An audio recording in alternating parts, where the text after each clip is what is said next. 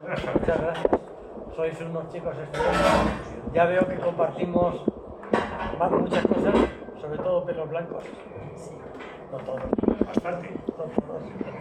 No todos. Pero bastantes. Le quiero dar las gracias primero de nada a esta universidad que además me hace muy feliz estar aquí hoy con vosotros contándoos estas cosas que os voy a contar que probablemente no hayáis oído nunca, porque del cine se habla mucho, pero de lo que yo voy a hablar casi nunca. Y digo que estoy muy feliz aquí porque es una universidad donde se juntan, y ahí lo dice a la entrada, las artes con las industrias. Y probablemente no vais a encontrar en todo el curso a nadie que hable de arte y de industrias a la vez. Porque esto que está aquí puesto es industria. Y esto que está puesto aquí en la abreviatura es audiovisual. Así que la industria, voy a hablar de la industria, que es de lo que casi nunca habla nadie. De la industria del cine y de la televisión. Y sabemos que el cine es el séptimo arte. Es el arte que recoge, que reúne a todas las artes. Es la suma de todas las artes. Así que estoy más feliz que una perdiz porque reunimos la industria con el arte. Y repito, eso hay muy pocos oradores, profesores que se atrevan con ello. Porque hablar de películas es más fácil, es más accesible. Pero hablar de esto, a mí me ha costado, poder hablaros de esto, a mí me ha costado 40 años. Y hacer un resumen de los 40 años supone ese esquema, y mi charla será, lo siento, intentaré poner algún chiste, pero en principio no es apasionante. Vamos a empezar por el principio, como se debe hacer. También soy ingeniero y sé que lo primero que hay que poner son los cimientos. Entonces, la industria del cine y de la televisión es un ecosistema global. Cada palabra que digo equivale a 6 meses de estudio míos, Ecosistema global. Hay un montón de gentes y de empresas. ¿Esto qué quiere decir? Nada. 10 minutos para eso. Girando en torno a la industria y conformando ellas mismas la industria. Pero a la vez es global. Porque ahora, ya desde que alguien inventó, no nuestro querido Elcano, que dio la vuelta al mundo, pero el que puso arriba el primer satélite, ese sí que consiguió la globalización instantánea. Es decir, que en este momento podemos estar viendo lo que está pasando en el otro lado del planeta, incluso a veces en la Luna, pero incluso a veces en Marte. Así que es un ecosistema global. Dos palabras básicas: ecosistema global. Global se entiende enseguida. Ecosistema es más complicado. El ecosistema es todo lo que está aquí debajo. Hay un sinfín de empresas, de personas, por supuesto, si no hay personas, no hay empresas. Un montón de empresas y sus personas dentro que están trabajando día y noche para que al final del año se hayan producido en el mundo más de 7.000 películas. Y solo estoy hablando de películas de largo metraje. No me voy a meter en este espacio que tengo para hablaros, no me voy a meter en cortometrajes, documentales, series, ni otro tipo de programas. Solo películas de largometraje. Al final del año se hace la suma y salen alrededor de las 7.000. El mayor productor del mundo es la India, con 1.000 películas al año. Ellos son.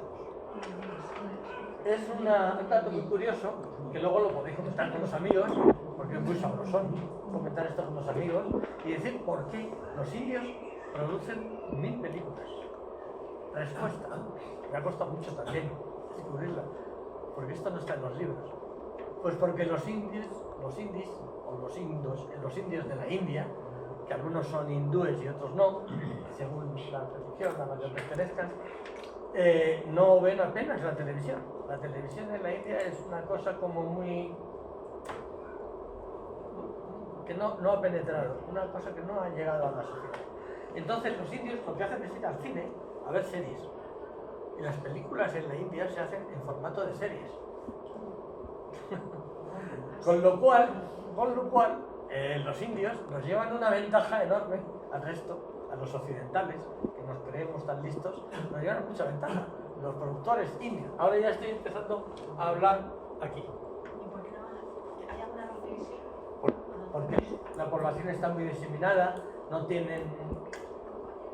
No van a poner una parabólica en una aldea, no tiene mucho sentido. Incluso no hay ni electricidad en algunas aldeas, mucho menos una parabólica y mucho menos unos televisores. Entonces la población de la India, como decía Gandhi, es autosuficiente, casi toda ella, y viven de lo que producen con sus manos. Y pueden ir al cine, o sea, no tienen pero sí. Pero van al cine. ¿Hay salas de cine suficientes? Sí. También en los pueblos. Sí. No sé el número de salas que hay en la India, no lo sé, pero es astronómico. Y el número de personas que entran y pagan medio céntimo por entrar, si en la India son casi ya 1.000 millones de personas, pues la audiencia en las salas de cine en la India puede estar por los 25 o 30.000 millones de espectadores. O sea, con mucho más que la suma de todo el planeta, de todo el resto. Entonces, bueno, cosa curiosa que podéis comentar con los amiguetes. País productor más grande del mundo, la India. ¿Por qué? Porque las películas se hacen en series y la gente va a verlas todas las semanas.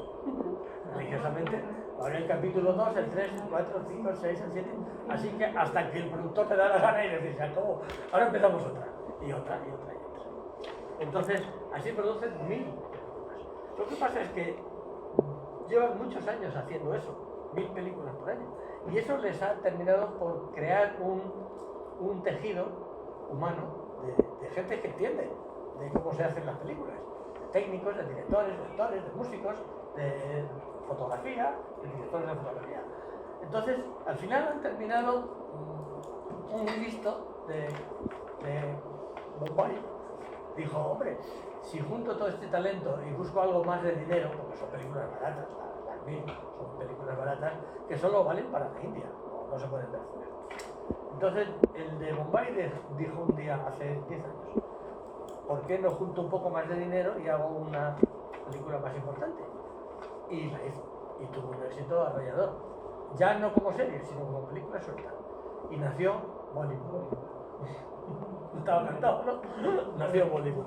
Que ahora mismo le está haciendo una cierta competencia a Hollywood, porque ahora ya sí han aprendido a hacer cines de alto presupuesto, con muchos medios y con historias que merece la pena ser vistas no solo en la India, sino en cualquier parte del planeta.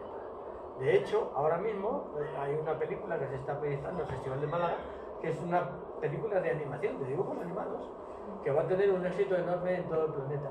Y ahora mismo no me acuerdo del título, ¿qué os voy a decir? Pero si buscáis en el Festival de Málaga una película de dibujos animados, que es una coproducción de la India con España. Mira, donde nosotros nos vamos a ser los primeros coproductores con la India en una película de dibujitos. Bueno, el encontrador de dragones, o el encontrador de dragones, Dragon Keeper en inglés. Pronuncio muy mal. El buscador de dragones, que además es una niña muy linda. Es una película encantadora. Solo he visto el tráiler, pero con eso ya me ha batido. Bueno, estamos empezando a entrar en el mundo de la industria. A ver, sin darnos cuenta, nos hemos metido en el mundo de la industria. Ahora nos tenemos que meter en otra parte de la industria, que es la política. No quisiera yo hablar de política, pero es inevitable. O sea, el cine y la política son absolutamente inseparables. El cine nació libre, pero a los 3 días ya fue esclavo. Y sigue esclavo de la política. No en España, por supuesto, estoy hablando a nivel global. Entonces, ¿por qué la política tiene tanto interés en el cine? Bien, porque el cine es casi 100 años anterior a la televisión y no había otro medio mejor para llegar a las masas que el cine. Así es que todos los gobiernos de todo el planeta desde que el cine empezó a funcionar como industria y empezó a tener millones de espectadores en todos los países, los gobernantes dijeron, hombre, aquí hay que aprovechar esto para transmitir mensajes. Buenos o malos, pero transmitir mensajes. Y desde entonces el cine sirve como transmisor de mensajes al servicio del gobierno de turno de cada país. Y el mejor ejemplo no es España, que lo es en cierta medida, pero no quiero meterme en ese avispero. El mejor ejemplo es algo, otra vez, que podéis contar a los amigos y se quedarán boquiabiertos. Estados Unidos, el país más liberal del planeta. El presidente de la Asociación de Productores de Estados Unidos, es decir, de la Paramount, de la Warner, de la Disney, todas las grandes, de la Fox, de la Disney, todas las grandes productoras de cine americano están unidas en una asociación. Esa asociación, todas las asociaciones, tiene un presidente. Y ese presidente tiene un despacho. Y ese despacho está dentro de la Casa Blanca. Anda, coño. Si queréis que siga, o ya vosotros mismos decís, ¿no? Es decir, hay un dirigismo absoluto y total. ¿Por qué? Nunca os habréis preguntado, ¿por qué el cine americano de las grandes productoras? Porque afortunadamente en el mundo hay sitio para todos. Y ahí, en esa asociación que tiene un presidente que habla directamente con el presidente de Estados Unidos, también en Estados Unidos hay muchas productoras independientes que van por libre. Esas son las que valen la pena. El llamado cine independiente, que tiene su mejor expresión en el Festival de Sundance, que se hace todos los años en Estados Unidos y que fundó mi amigo el guapito, Robert, oye, que nunca me acuerdo del nombre, pero cuando digo guapito, todos sabéis quién es.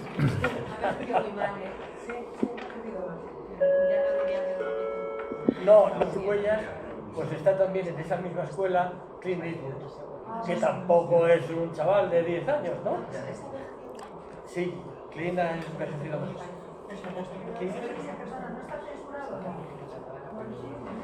No, que va, tiene mucho poder. En Estados Unidos tiene mucho poder, independiente. Sí. Y además con nombre en español, porque a Clint le gusta mucho España y todo el español, desde que estuvo aquí rodando lo de sus westerns. Almería. Entonces, en Almería, claro. Entonces, bueno, hay por ahí gente suelta, que hace cosas muy buenas, y que no está metida en el saco de los que están vendidos al gobierno de turno. Los números son todos astronómicos. Bien, Woody no lo sacas tú de Nueva York, nada más que dándole mucho dinero, como lo han hecho en Barcelona. Le metieron mucho dinero para hacer la película de Vicky Barcelona. Porque, a ver, el caché de Woody Allen pues debe estar por unos 8 o 10 millones de dólares, solo para salir de Nueva York. Entonces él roda donde le paguen. Después de Barcelona, Vicky, París hizo lo mismo. Porque vieron el resultado que había dado en Barcelona y el año siguiente estaba Woody Allen haciendo una película en París. Bueno, no sé, los madrileños, ¿cuándo nos vamos a dar cuenta de que es por ahí por donde se vende? Utilizando un icono y montándole una historia alrededor que tenga como elementos vendibles pues todo el entorno. Entonces el icono tira del carro y los que van en el carro venden. Eso a quienes nos ganan por goleada. Y en Europa los franceses sin ninguna duda. Bueno, ya estamos metidos en política. Así que ya sabéis que el cine americano se decide en la Casa Blanca. Quería añadir otra anécdota también para que podáis contar. ¿Por qué el cine de estas grandes empresas que están ahí metidas en la Casa Blanca no saben hacer una película sin armas, sin bombas? Porque la asociación de rifles es muy potente, supongo. Bien. ¿Por qué? Porque tienen el encargo de hacer creer al mundo que matar es una cosa facilona y que no tiene importancia. Es la filosofía, la ética de que las armas no tienen importancia, de que el fin justifica los medios. Y por ahí nos vamos a ir a la filosofía ahora, de la industria a la política, y ahora vamos a dar un pincelazo de filosofía.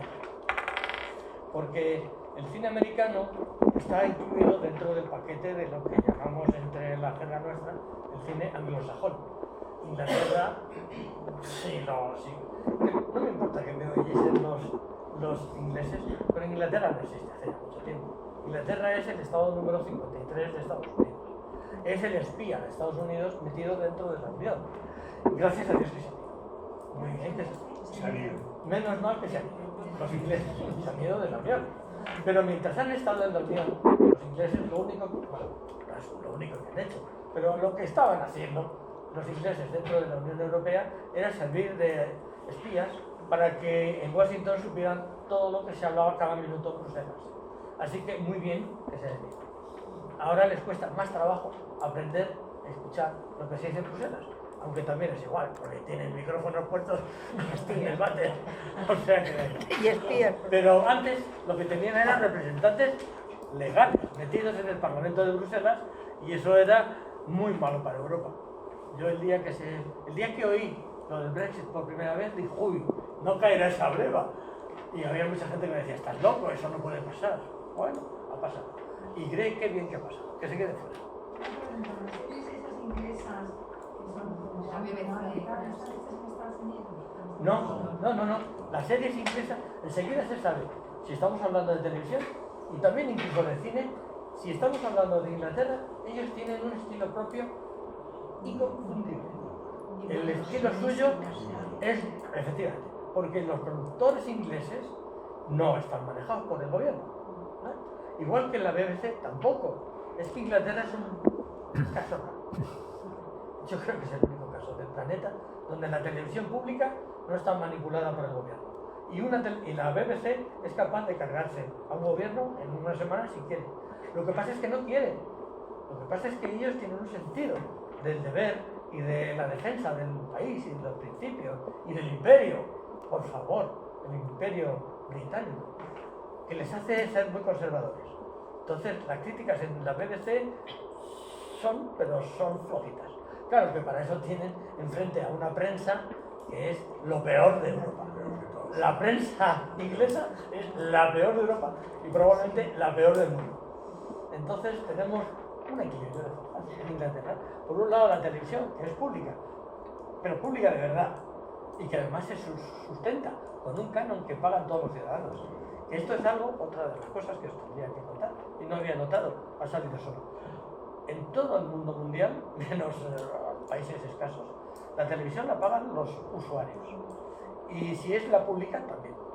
Nosotros la pagamos a través de impuestos, que es lo mismo. Al final, en Francia o en Italia o en Alemania, se paga con un pequeño canon, a lo mejor 30 euros al año. Fíjate, pero claro, 30 euros al año por vivienda, teniendo en cuenta que en España hay, me parece que la última vez que hablamos de esto era unas, si somos 48, casi 50 millones, pues hay unas 5 millones, me parece, no, 10 millones de viviendas, a 30 euritos cada uno al año, pues sale un dinerillo, suficiente para mantener. Bueno, vamos a entrar. Ya estábamos tocando la filosofía, porque estamos hablando de que los americanos defienden las armas, porque para ellos la ley es, la norma número 1 es que el fin justifica los medios. Esa es la cultura anglosajona, nada más lejano de la nuestra, que es la cultura greco-romana. Nuestra cultura es la de Grecia y la de Roma, pero muy poco modificada, porque seguimos siendo humanistas, seguimos teniendo escrúpulos, cada vez menos, lástima, pero hemos tenido muchos escrúpulos hasta ahora. España perdió la guerra con Estados Unidos porque somos unos caballeros y unos escrupulosos. Ellos no tienen escrúpulos ninguno, y al que haga falta matar, pues se le matan, porque el fin justifica los medios. Nosotros, con la cultura greco-romana, jamás llegaríamos a esos extremos. Pero ellos sí. Y la consecuencia de esa política de ellos, que ya no es política, ya es casi filosofía, es que están dominando el mundo. Porque las guerras no las ganan los buenos, las guerras las ganan generalmente los más brutos. Y en este punto no hay nada que discutir. Sabemos quién es el que tiene más bombas. Bueno, ahora ya empieza a estar la cosa un poco reñida entre los rusos otra vez y los americanos. Y China, efectivamente, gracias. Ya son 3 que quieren el pastel. Y la India, que se va a sumar dentro de 2 días. La India, que son mucha gente, que son casi, que creen que va a superar, porque en la India nunca ha habido restricciones de natalidad, y en China sí. Entonces creo que India está a punto de pasar por arriba a China en número de habitantes, o nos ha pasado ya. Pero que los había pasado hace poco. Por ahí. Estamos en ese trance. Entonces, pues hay que pensar ahora en un mundo donde van a jugar 4 borricos, a ver quién es más borrico de todo. Vamos a ver. Y curiosamente ninguno es de cultura grecorromana, ¿eh? Mira que los americanos no lo son, los chinos tampoco, los musulmanes y los hindúes no. Los indios son los. Entonces, aquí Europa tiene muchas cartas para salir perdiendo. Bueno, sí. De hecho, ahí está Ucrania para demostrar que somos la parte más débil del planeta. Los más cultos, los más adelantados, los más civilizados, los mejor educados y todo lo mejor del mundo. Y los más sensibles y todo eso. Pero las guerras las ganan los más brutos. Bueno, quiero retroceder un segundo hacia el concepto de global, para incidir un poco en que cualquier movimiento de cualquier pieza o de cualquier país repercute en todo el planeta, en esta industria. Esta industria es global. Es decir, en España hay muchas personas que se matan por hacer una película, que se dedican 5 años de su vida a hacer una película y luego la estrenan, va a verla 200 personas y se acabó. Y han dedicado a esos 5 años de su vida. Así no se va a ningún sitio. Así no se va a ningún sitio. Las películas no se pueden producir de esta manera. Hay que producirlas de manera industrial. Se pierde un poco de autoría, se pierde un poco de profundidad autoral, pero sin embargo hay que tener en cuenta que lo que he dicho al principio, el cine es un arte, pero es una industria. Y no es como la fotografía o la escritura o la escultura, que un hombre se mete en un taller y lo hace, él solo, con un cincel o con una cámara.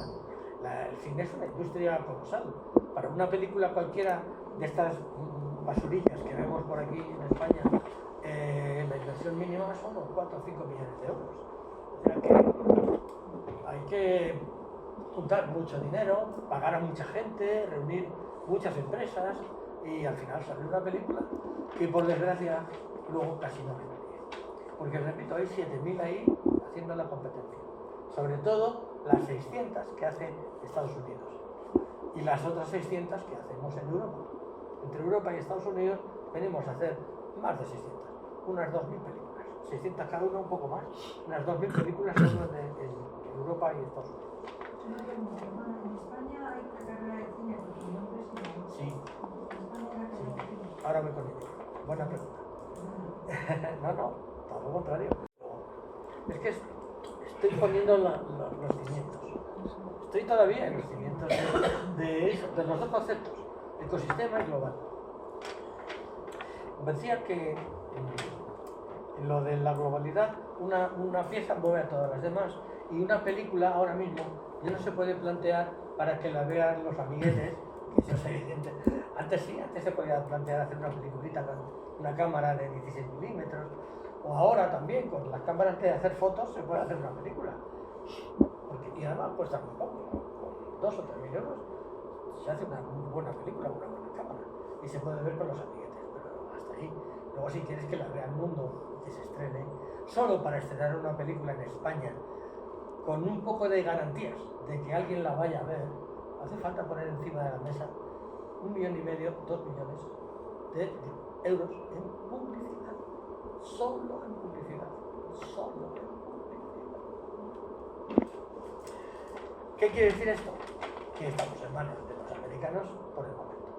Desde que se acabó la Segunda Guerra Mundial, los norteamericanos, los del sur pobrecitos, hablaré luego de ellos, los norteamericanos, excepto Canadá, que en esto ni pincha ni corta, porque Canadá prácticamente no existe. Los norteamericanos estadounidenses son los dueños del cotarro porque desde que terminó la Segunda Guerra Mundial aprovecharon una Europa totalmente devastada como estaba, y aprovecharon esa circunstancia de esa debilidad y su famoso plan Marshall y todas estas historias, y a cambio de esas cosas que hacían por Europa, liberarla de los alemanes, de los nazis, ayudar con el plan Marshall, a cambio de eso, pues lo que hicieron fue montar su gran tingladillo de distribución en toda Europa. Todos los países de Europa apareció de repente, como por arte de magia, una oficina de Paramount en Madrid, otra oficina de Paramount en París, otra de Paramount en Roma, otra en Londres, otra en Berlín o en Bonn, que era la capital entonces, y así una sucursal de la Paramount en cada una de estas ciudades. Esto que digo de la Paramount, a multiplicarlo por 7, multiplicarlo porque la Disney hizo lo mismo, la Fox hizo lo mismo, la Universal, y las 7, son 7. Cada uno puso su oficina en un país. Y entonces, ¿cómo funcionaba el sistema de la máquina de fabricar dinero? Porque era una fábrica de máquinas, una fábrica de hacer dinero, una máquina de hacer dinero. Pues es muy sencillo. Las películas se fabricaban, se producían en Estados Unidos. Se veían en los 20.000 cines que hay en Estados Unidos. En Estados Unidos hay 20.000 pantallas. No cines, pantallas. Que no es lo mismo cines que pantallas, por cierto. Cine es Kinépolis. Y dentro de Kinépolis hay 25 salas. Son un concepto que hay que tener claro. No es lo mismo un cine que una sala. Los cines son multisalas. Los cines es el local de la ciudad donde se meten muchos cines. Cuando yo empecé en este negocio, todos los cines de España eran de una sola pantalla. Eran, como decíamos, monopantalla. Y la Gran Vía, por ejemplo, ya que estamos en Madrid, era el cine. Entonces, en la Gran Vía podías elegir podías elegir 10 películas andando 200 metros. Entonces, mira, esta. Ahora te las ponemos todas juntas en Kinépolis y no tienes que andar 200 metros. A mí me gustaba más la Gran Vía. Pero la vida es así, porque los multicines, los multipantallas, aparecieron, o los complejos, que también los llamamos complejos multipantalla, aparecieron precisamente para abaratar los costes de explotación, porque el número de personas que hacía falta para mantener los cines de la Gran Vía era pues el mismo multiplicado por el número de cines que ahora tiene Kinépolis para 25. Hacía falta 10 personas, y en cada cine de la Gran Vía hacían falta 10 personas, con lo cual se ha ahorrado, pues, fíjate, el 90% del coste salarial. Por eso existen los multicines. También porque nos hemos hecho cómodos y queremos aparcar en la puerta. Y eso en la Gran Vía no puede ser. En estos tiempos que... Bueno, seguimos para adelante. Ya hemos tocado un poquito las políticas, pero ahora voy a meter más el diente en la política. Estamos hablando de influir desde el gobierno, me voy a centrar en los Estados Unidos. Influir desde el gobierno en el contenido, ¿vale? En la violencia, las armas, porque para ellos las armas es su primera industria nacional. Y la cosa aeroespacial, que viene a ser más o menos lo mismo, porque están utilizando todo lo que es aeroespacial para convertirlo en armas. Desgraciadamente es así. Armas para matar o para conquistar otros planetas. Entonces, estamos hablando de contenidos, hasta ahora de política en Estados Unidos, pero ahora vamos a hablar de la financiación. Porque las películas estas que hacen que están conectadas con el gobierno son películas que tienen un presupuesto normal de 1.000, 2.000 millones de dólares de presupuesto de producción. Ojo, que hay que echarle guindas al pavo para meterse en una inversión de esa cultura. Pero las hacen con la facilidad con la que los churreros nuestros hacen churros. Así, ¿por qué? Porque los banqueros, esta otra cosa que no sabéis, los banqueros de Estados Unidos andan detrás de las productoras estas para que las productoras les cojan dinero, porque se lo están metiendo por las orejas para que hagan esas películas. ¿Y por qué los banqueros persiguen a los productores? Cuando aquí en España los productores persiguen a los banqueros. Muy sencillo. Porque en Estados Unidos el cine que se produce en Estados Unidos es el más subvencionado del planeta. Atentos, país liberal número 1 del planeta, país que subvenciona más a la producción de cine en el planeta. ¿Cómo? Con desgravaciones fiscales. La palabra, el truqui, está en las desgravaciones fiscales. Esto ya empieza a ponerse duro. Son palabras muy raras. Pero si un banco, el Chase Manhattan, invierte pues los 2.000 millones esos, que los tiene y le sobran, en una película, cuando hace el balance suyo de cuentas a fin de año y tiene que presentar resultados, y sobre esos resultados Hacienda de Estados Unidos, que en Estados Unidos también existe Hacienda, aunque es mucho más ligera que la nuestra, pues tiene que pagar unos impuestos. El Chase Manhattan tiene que pagar unos impuestos por su beneficio. Pero si lo ha invertido en cine, en producir cine, todo lo que ha invertido en producir cine se lo desgrava. Entero. Es decir, en lugar de pagárselo a Hacienda, lo meten en películas. Ahí está la máquina, querido. Parte primera, la financiación, chupada. No tienen más que ir al banco y es que no van al banco, es el banco el que viene por ellos. En cuanto el banco tal se entera de que hay un proyecto que Indiana Jones parte 9, pues van corriendo. ¿Cuánto quieres? Que aquí lo tienes. Entonces se lo desgraba. Entonces con ese dinero, las de Indiana Jones son de Paramount, de la tele. Bueno, pues Paramount hace la parte 9 de Indiana Jones y lo estrena en los 20.000 cines de Estados Unidos. Solo en los 20.000 cines de Estados Unidos recauda lo que costó la película. Así que dentro de su propio territorio ya la película queda amortizada. En la inversión, quiero decir, no la película, la inversión queda amortizada. Pero es que ahora la van a exportar a 120 países de todo el planeta. Y cuando sale de Estados Unidos esa película para los demás países del planeta, ya sale amortizada. Entonces, la sucursal de Madrid, que por eso os explicaba antes lo de las sucursales, la sucursal de Madrid, de Paramount, recibe la película a coste cero. Porque, entre otras cosas, es que la oficina de Paramount en Madrid pertenece a Paramount de Beverly Hills, en California. Entonces, es la misma empresa, que se envía un pendrive del tamaño de una caja de cigarros. En un pendrive de eso viene la película a la sucursal de Madrid, a la de Roma, a la de París, ¿no? Entonces lo único que tiene que hacer el gerente de la sucursal de aquí, la sucursal local, como la llaman, es doblarla, llevarla a un estudio de doblaje, que le pongan la voz en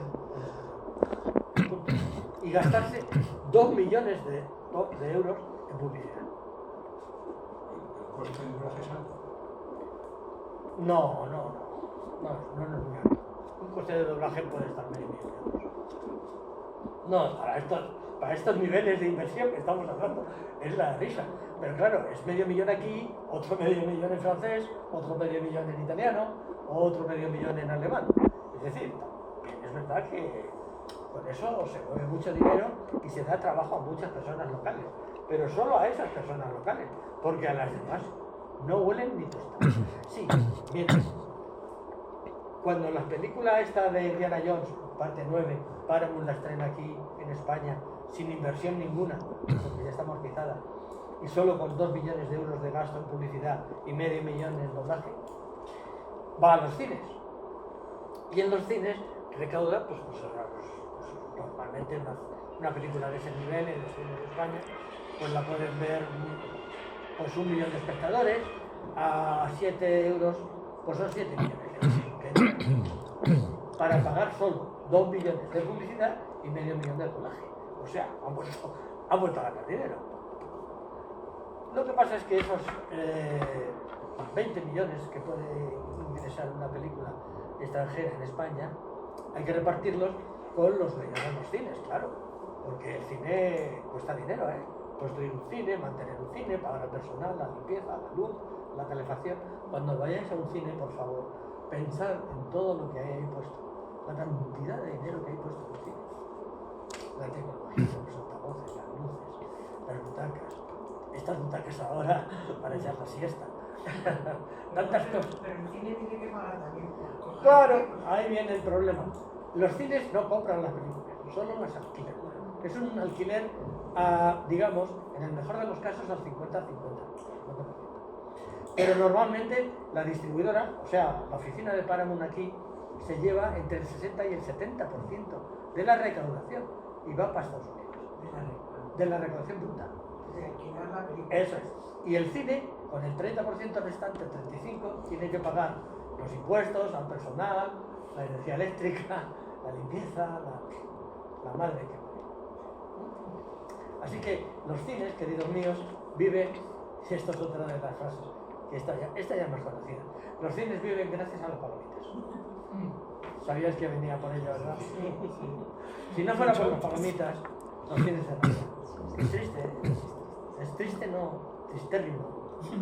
Es la leche de triste. O sea, si no fuera por las palomitas, los cines cerrarían. Pero no aquí, en todo el mundo. Porque los americanos aprietan las tuercas de tal manera que sacan el fin justificado de ellos. Y el fin para ellos es ganar mucho dinero. Entonces, si te tienen que estrangular, te estrangulan. Y si tienen que cerrar un cine, pues cierran.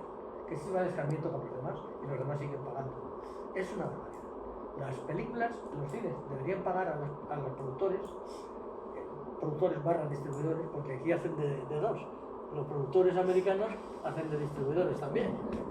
Esta parte, cuando hablamos de las grandes de USA, que se llama Majors, se llaman Majors, hablando entre nosotros, se pronuncia Majors, pero se escribe Majors. Las 7 Majors trabajan a nivel mundial como productores, como distribuidores y en muchos países también como exhibidores, porque son dueños de cines. Es decir, lo que buscan los americanos es quedarse con toda la cadena de valor.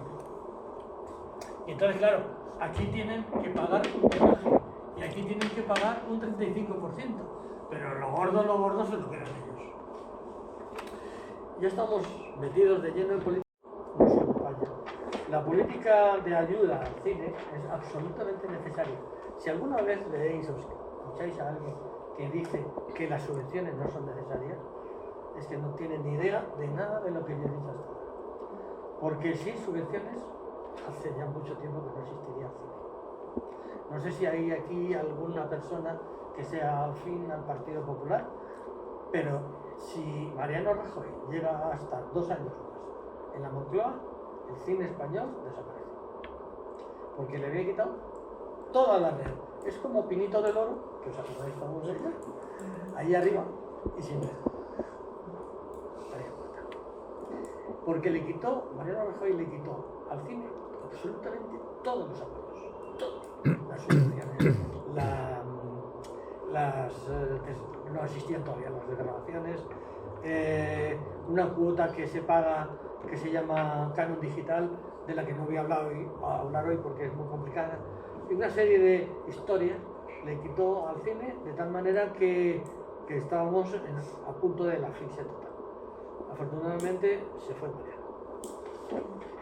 Y ahora estamos en otro régimen, digo régimen, porque ahora estamos en un régimen muy complicado, donde hay una cantidad enorme de dinero en movimiento, gracias a la pandemia.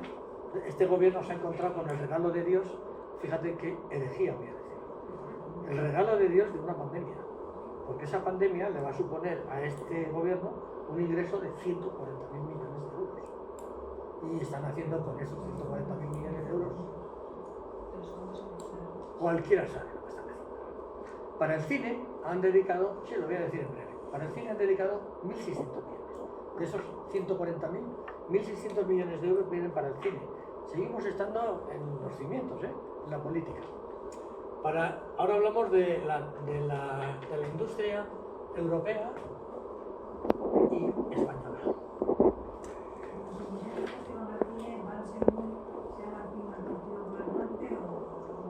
Sí, desgraciadamente lo he dicho al principio. Desde que el cine existe, los gobiernos siempre han aprovechado el cine para mandar sus mensajes. En unos sitios más descaradamente y en otros sitios más suavecito. Pero sabemos todos perfectamente cuando ganó el PSOE por mayoría absoluta con Felipe, la ristra de películas sobre la guerra civil que tuvimos que ver. Una tras de otra, todas iguales, pero 100. ¿Por qué? Porque en el régimen anterior no se podía. Así que cuando cambias de régimen, cambias de discurso. En los otros países europeos, como los vaivenes no son tan grandes, eso es lo que nos lleva en ventaja. Que los vaivenes políticos en Francia, en Alemania, o hasta en Italia, son menores que en España, porque en España parece que nos hemos apuntado el péndulo y vamos de una punta a la otra y volvemos otra vez y volvemos a volver. Pues aquí cambia todo cada 4 años. En Francia hay una política para el cine que está inalterable desde hace 80 años. Y al gobierne quien gobierne, la política del cine no se toca.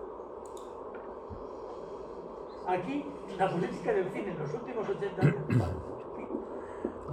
pues vamos, ha debido cambiar 10 veces. Es un arma de propaganda impresionante. Claro, por eso se Sin usa. embargo, y poco. Pero es que los políticos de corto alcance, los políticos miopes, solo quieren vender su programa a 4 años. El largo plazo no les importa. Sin embargo, en Francia, el largo plazo sí les importa. Y entonces Francia, poquito a poco, pues resulta que está siendo el primer país en Europa continental. Y le está mojando las orejas continuamente a los ingleses. Porque Francia mantiene sus políticas de país, de nación. Pues claro, para eso son tienen una manera. Y nosotros tenemos 17. Nosotros tenemos 18. Perdón, el libro también está subvencionado. ¿El cuál? El diario. Sí.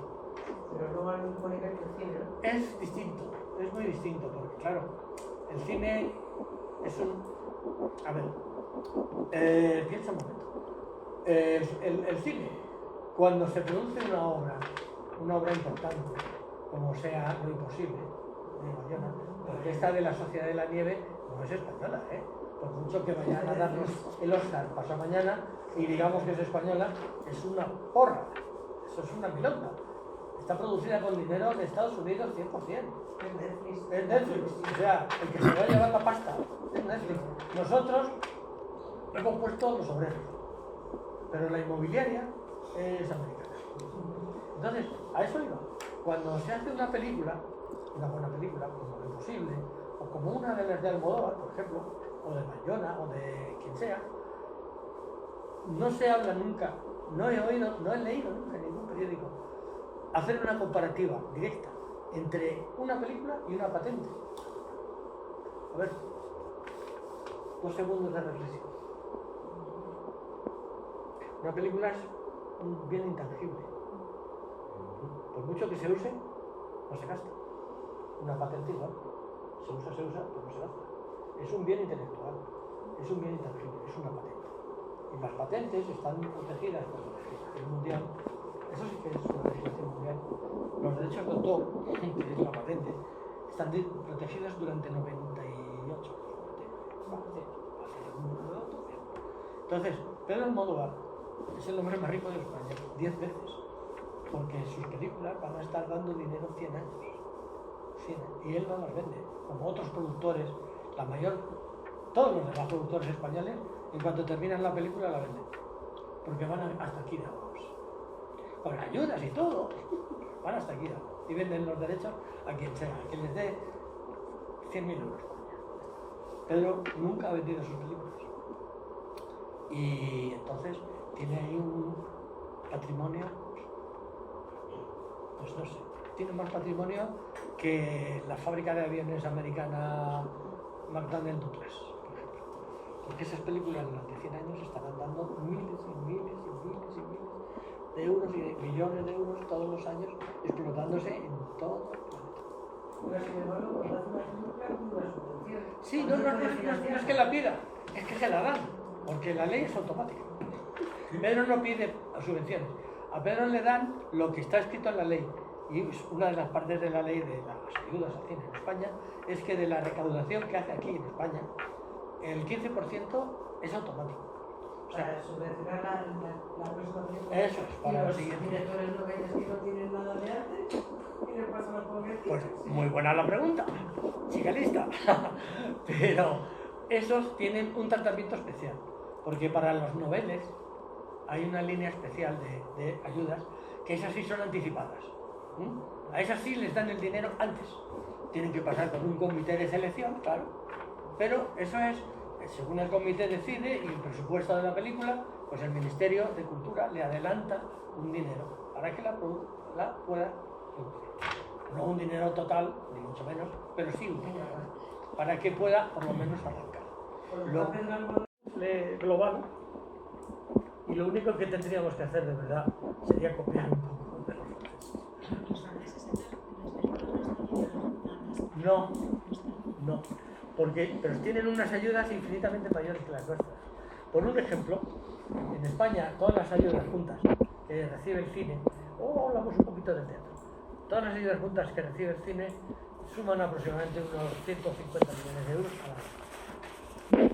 Claro, como algún periódico ha dicho hace poco, menos de lo que recaudan las películas españolas. Pero es que el que escribe eso es más tonto que el traductivo, hablando muy mal. Porque la película ha recaudado en España, eso sí, en la primera pasada por los cines, pero es que luego se vende a las televisiones y a las plataformas y la ven en el resto de los países.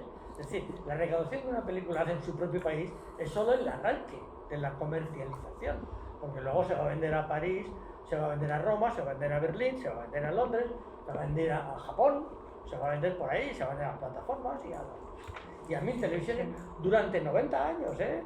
Ojo, que cualquier película hecha hace 60 años sigue dando dinero todavía. Que hay muchas películas hechas hace 60 años y 70 que siguen dando dinero. Y si no, que se lo digan a Enrique Cerezo, que es el que las tiene todas, que las compró. Cuando nadie apostaba un duro por las obras originales, se dedicó a comprarlas. Y ahora tiene 7000 películas. Y las vende continuamente a Televisión Española solo. Cada año, porque las ventas son para 2 años. Cada 2 años se las vuelve a vender a Televisión Española. Y así, pas, y pas. Y a Telemadrid, y a Canal Sur, y al otro, y al de la moto. Solo con eso. Estamos hablando de patentes, queridos. Las patentes son una palabra muy seria. El cine, las obras del cine son patentes. Y el teatro es distinto, porque el teatro no tiene ese componente de vida eterna que tiene el cine.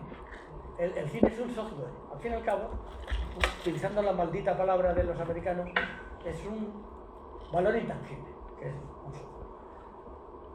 No se gasta nunca. Y el autor tiene derecho de explotarla durante 100 años. Pero una obra de teatro tiene un coste de montaje. Y entonces lo que subvenciona el Ministerio de Cultura a través de la Dirección General de Teatro es el montaje. Subvenciona el montaje y por lo menos no te enfrentas a un coste monstruoso para poder estrenar. Y luego pues ya depende del público. Si van, dura más, y si no van, pues dura menos. Pero no tiene ese componente de explotación eterna que tiene el cine. Entonces el cine sí que requiere un gran esfuerzo público para producirse, porque es una riqueza nacional para 100 años, y no solo dineraria, sino también de imagen. Porque aunque pongamos mal, aunque haya personajes chuscos en una película española, pues se verá el ambiente de España, de Madrid, los bares, las tapas, las copas, la vida en la calle, en fin, se verá que es un país moderno, que hay gentes que todavía piensan que somos como Zimbabue. Una pregunta. La película Chivatines Vascos, que creo que recaudó muchísimo en España, antes de las películas que más recaudó, ¿no? Sí, sí, sí. ¿En el extranjero se vendió bien? No, porque esa es una película hecha muy mirando a todas las... Pero escucha, sí, la pregunta es muy buena, porque el argumento es genial. Pero es que los franceses hicieron un remake con esa película, donde comparaban a los de Marsella con los de Calais, que son iguales que los nuestros andaluces con los del País Vasco. Y los italianos también lo han hecho, comparando a los sicilianos con los de los Alpes, que también son iguales, igual de distintos. igual de distantes. Entonces, la idea, que también algunas veces se vende como formato, eso es otra cosa, es otra forma de patente, vender un formato, vender un guión y rodarlo en cada país con actores locales, adaptado a las circunstancias locales. Eso se llama formato, pero ya es más del mundo de la televisión. Es así que hay un gran negocio de formatos. De hecho, los programas que vemos en las televisiones en España, casi todos son formatos extranjeros, por los que se paga un royalty y se producen aquí con actores de aquí adaptados a nuestra idiosincrasia. Y yo no voy a contaros más, porque es muy rollo. Ya lo he contado todo. Ahora preguntarme. Una última, 150 millones de euros de ayudas al cine, sumando todo, porque hay ayudas europeas al cine, hay ayudas españolas, hay ayudas regionales y todavía hay algunos ayuntamientos grandes que también nos ponen dinero para que vayan a hacer allí películas, como el caso de Barcelona, con Woody. Entonces, fijaros la cantidad de subvenciones que hay. De hecho, un productor en principio no tiene que poner ni un duro, solo con el anticipo que le da el ministerio, cuando es una obra novel. Por cierto, por eso hay tantas obras noveles. Claro, pensad un momento. ¿Por qué hay tantas obras noveles? Pues porque están protegidos más que nosotros. Entonces, y más directoras que directores, porque las directoras están más protegidas que los directores. Ahora mismo el ministerio se rige por un baremo de puntos. Entonces, por el hecho de ser novel, ya te dan 10 puntos. Y si la directora es directora y no director, te dan otros 5 puntos de regalo. Si es director, no. Y si la directora de fotografía es directora y no director, otros 5 puntos más. Con lo cual estamos consiguiendo en España que todos los directores de cine, todos los directores de fotografía se estén quedando en el paro. Es muy fácil aplicar los números. Es una locura, ¿verdad? Pues bueno. Ahora ya hablamos todos, venga. Pero, bueno, a ver, un director hace una película, un director ya lo sabe.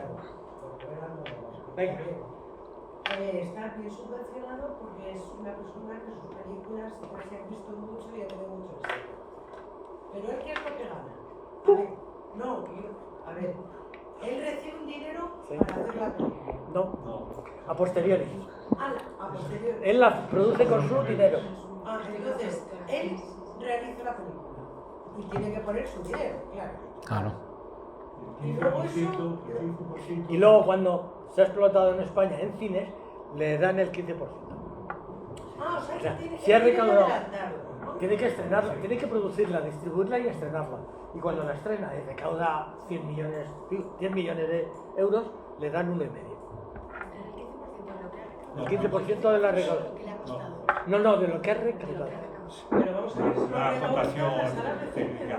Sí, en salas de cine. Porque si es el 15, será 15, ¿no? Sí. No, 1,5. Por eso he dicho, Si son 100 el millones 15% de 10 es 1,5. Corregido, he dicho que No, es igual, lo hemos entendido todos. Sigue recaudando muchísimo anual, ¿no? Sí. Y Santiago Segura también debe ser. Eso es como aquel que todo, como el Rey Midas. Donde pone el dedo sale un bigote. El cine español, aquí dentro de España, las películas españolas recaudaban el 40% de la taquilla total. Desaparecido Franco, ese 40% que recaudábamos y nos quedábamos aquí dentro con él, bajó instantáneamente al 20%. ¿Por qué? No, porque nos dedicamos a hacer cine de altos vuelos, de autor, de profundo, mientras que en el régimen franquista, como tocar temas escabrosos era prohibido, entonces las películas eran muy simplonas y a la gente le gustaban. Punto. Las de Santiago Segura. Santiago Segura está haciendo ahora como Pajares y Estes las españoladas. Pero Lo que pasa es que, una bueno, recaudación bestial. Porque tenemos publicada en esta edición de la revista que yo dirijo, describo la situación del audiovisual, no en España, en todo el mundo, como un choque de trenes. Imaginar un choque de trenes a cámara lenta, muy lenta, donde se ve cómo se aproximan las máquinas, chocan las máquinas, empiezan a saltar piezas unas por debajo de otras, los vagones saltan, unos descarrilan, otros se montan, otros debajo. es la foto actual de esta parte. Está totalmente en guerra, está el Big Bang, ese choque de trenes, está reciente, de hace 2 años, y se están intentando acomodar las piezas para llegar a un punto de reposo.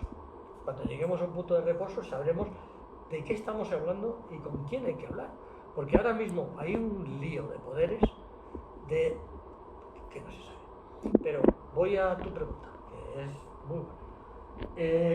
¿Cómo afecta al contenido? Pues mira, el contenido está perdiendo valor. Lamentablemente el contenido está perdiendo valor. Mi mujer y yo, cada vez que vemos una película en casa de los años 50, sea de donde sea, digo, ¡jo, qué películas se hacían entonces! ¡Santo Dios! ¿Y dónde están esas películas ahora? Pues no están, no están. Porque se ha sustituido al talento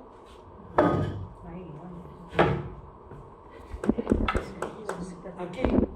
Estos están comidos por aquellos, de tal manera que les han impuesto un régimen militar de producción en cadena, donde lo importante es producir mucho rápido y con el mejor coste, con el menor coste posible, siempre dentro de unos presupuestos enormes, pero muy rápido, y no se puede hacer una película en 6 meses, por mucho dinero que le pongas, porque el cine es la suma de los 7 artes, el 7º de los otros 6 anteriores.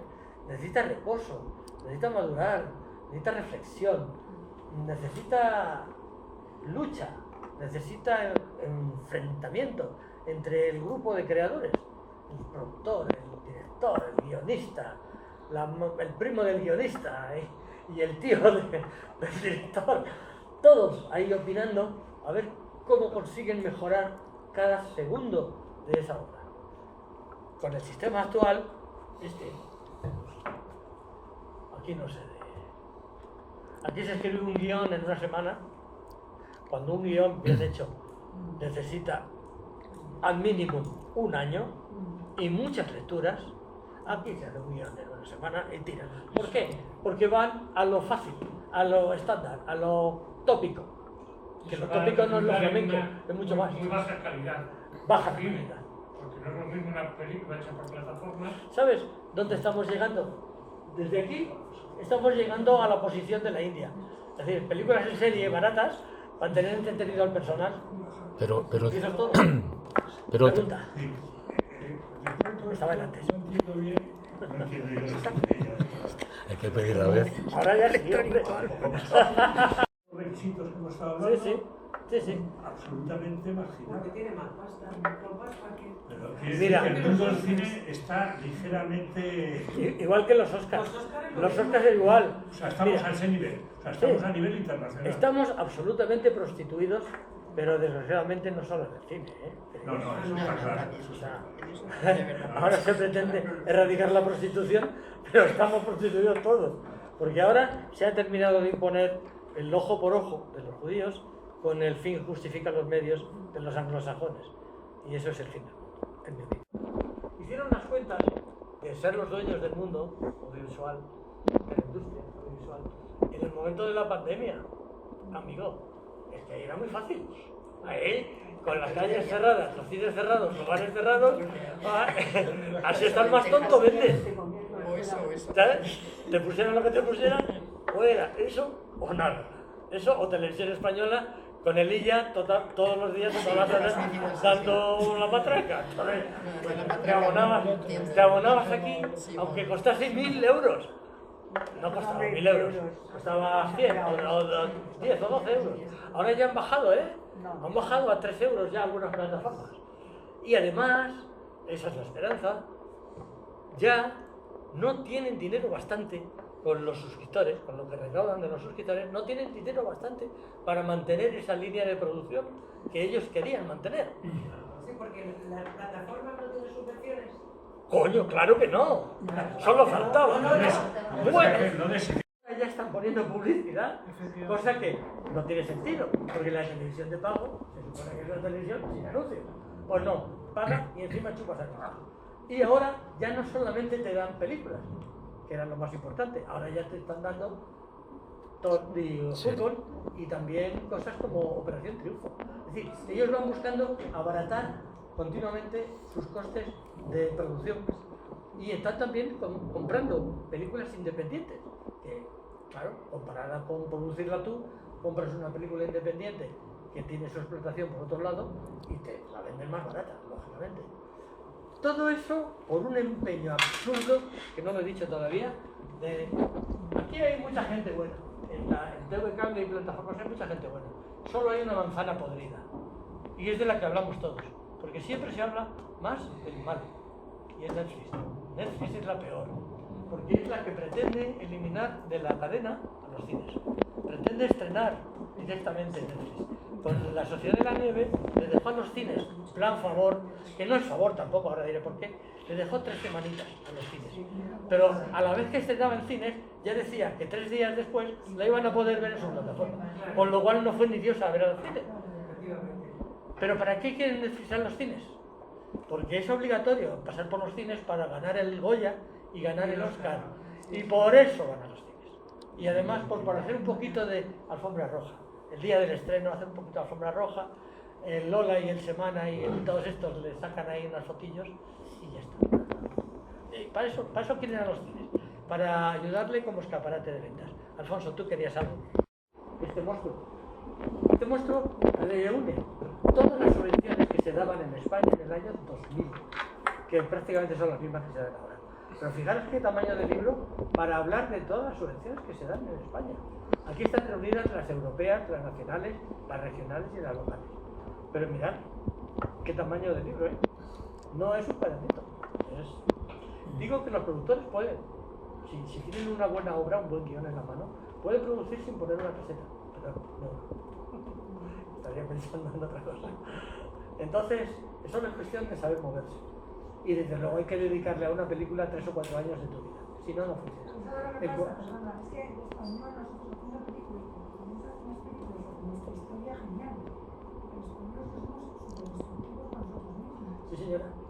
Unas películas, al final con un borracho. Efectivamente. Mira, esa es una de mis constataciones. Si Francia hubiera hecho lo que nosotros en América, nos estarían... sería la campaña de esa vida. Por cierto, hablando de campañas y de comer el coco a la gente, la mayor campaña, otra anécdota, después de mucho pensar en tantos años, la mayor campaña de comecocos que se ha hecho jamás en la historia, desde que se inventó el cine, es la de los westerns. ¿Habéis visto alguna vez un indio bueno? Eran todos malos, hay que matarlos. Además, sin piedad. Que es más grande que Hollywood, pero es de Netflix. Si Netflix un día decide irse, esos platós se llenarán de gitanos y de gente sin techo, ¿sabes? Porque no valdrán para nada. Hay otro conjunto de platós muy grande en Alicante, la Ciudad de la Luz, que se acaba de reabrir después de un pleito muy largo con los ingleses, por cierto, que son nuestros enemigos naturales desde hace 500 años.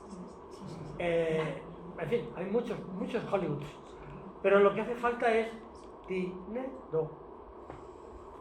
Mi querido amigo Alfonso, catedrático, emérito de documentación, por eso interesado en filmotecas.